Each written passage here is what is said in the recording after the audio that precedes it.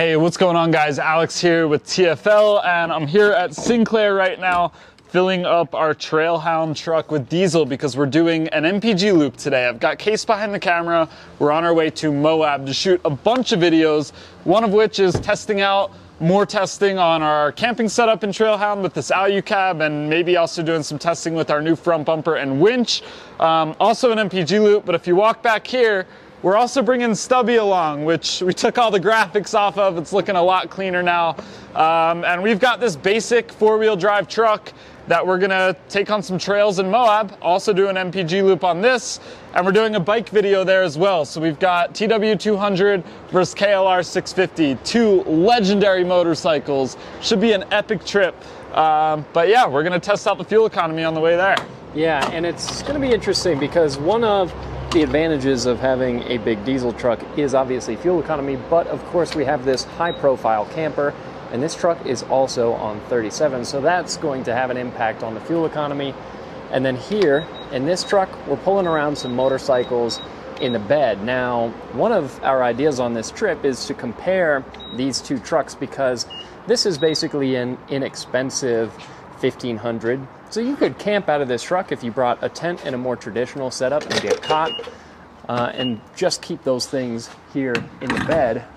But we're going to compare it to this very expensive, very kitted out truck because obviously we have the Alu cab here, and this is an extremely nice camping setup. So we're comparing a cheap truck that you can camp out of with just regular camping gear, comparing that to a very premium camping rig. Now we're finishing topping up Stubby, and there we go. This truck is good to go. And we always come to Sinclair because you can use a DynoPay app to save actually a bunch of money on fuel, but they also put DynoCare additives in their fuel. And now this truck is ready to go.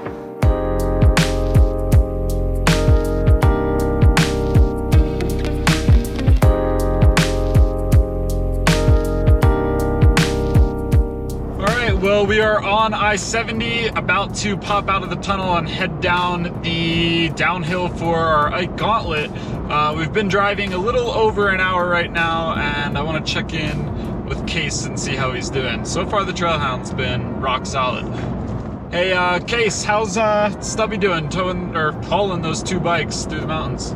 Honestly, I mean, the two bikes I don't think make a huge difference, but this Pentastar V6 at altitude is so anemic, and going up the steep grades that we have here on I-70 in Colorado, yeah, this motor is screaming down the highway for most of this. I'm sure that's not a problem in the comments. No, it's been super relaxing in this, but yeah, I mean, I've towed like a trailer with a side-by-side on it with that truck, not in the mountains, and yeah, it's definitely a little underpowered when you're working it hard or going up high grades or high elevations. So I think I've got the more comfortable truck here, and especially on the downhill, you set the exhaust brake in auto mode, and I probably won't even have to touch my brakes the whole way down this like 7 mile or so grade. What I'm interested to see is whether that diesel truck, being diesel, is going to be more efficient and cheaper to run than this cheaper gas-powered truck, even though it's so much bigger and heavier than this is. Yeah, it's gonna be an interesting comparison. We'll have to see when we get to the next gas station. Like you said, you're screaming the whole time, so you're really working that engine hard. I'm putting less strain on my engine, but I've also got, yeah, a much heavier and bigger truck and a giant camper that is sticking up on the top and definitely catching the wind and causing some aerodynamic issues.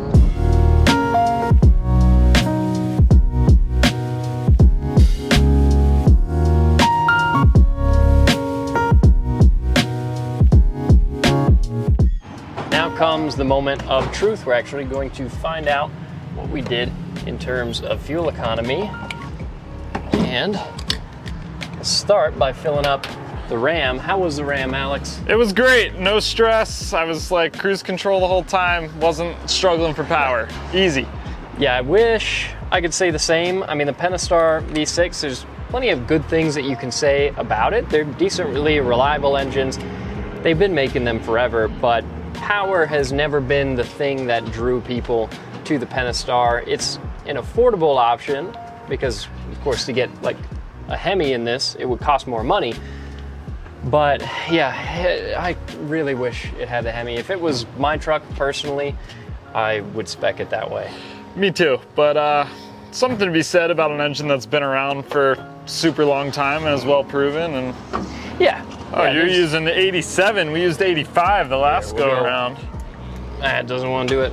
That's fine. That's all right. I'm just used to what I do in mine. But now we've got both of them filling up. I wonder how much it's going to cost. What are the prices here? $419 for mid-grade on the gas. So we're up here at elevation.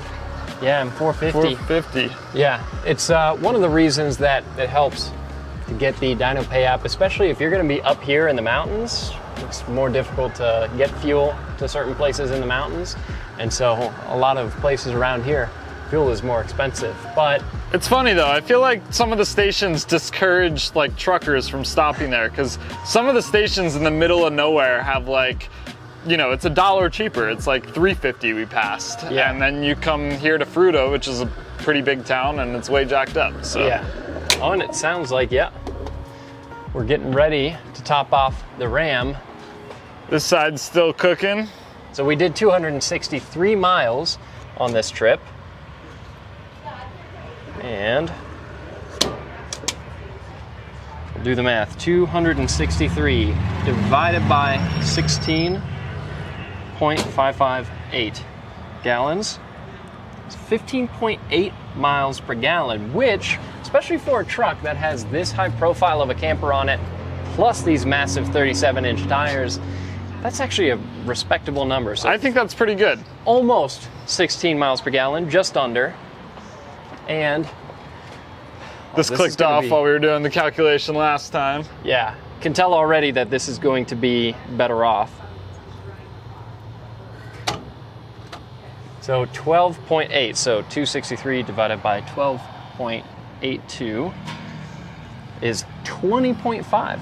That's really not bad. Not bad at all. I think that's pretty reasonable. Yeah, and what helps is that these bikes in the back are not that far up above the cab, so shouldn't be affecting the aerodynamics too much, although we have done comparisons between even just the tailgate being down versus up, or the mirrors being up versus down, and even with things as small as that, you see a noticeable difference. Yeah, I'm sure these bikes are affecting it a good bit. Yeah. I'm sure we'd see different results if both these trucks had a similar camper on it. It's not affecting it that much. The other thing worth comparing is that it's about $75 to fill up over here versus $54 roundabout on this truck. So yeah, and granted, gallons wise, we're higher over on this side. Yeah.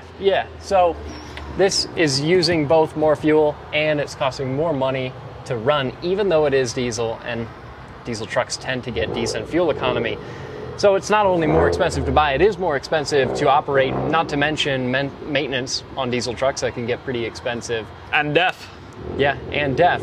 But that being said, this was the much more powerful, comfortable truck to be going on this trip. So when you spend money, be prepared to spend even more money on your big bad overlander like this.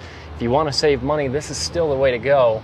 But if you want to be comfortable and have the better experience, you can't beat something like this big 2500 right now. Yeah, totally agree. This is a badass truck, but it's part of the reason we're taking this to Moab is we want to see what a basic four-wheel drive truck can do on some tough trails out of Moab. So exactly. So if you want to see how this truck fares against Moab in completely stock form, check out that video on the off-road channel, because that's going to be interesting. We were told that if the bumper gets destroyed, that's okay. We already priced out a new front bumper, so they're not expecting it to come back perfect. Yeah, which is music to Case and I's ears. That makes it more fun for us. So check out that video when it comes out, and thanks everybody for watching.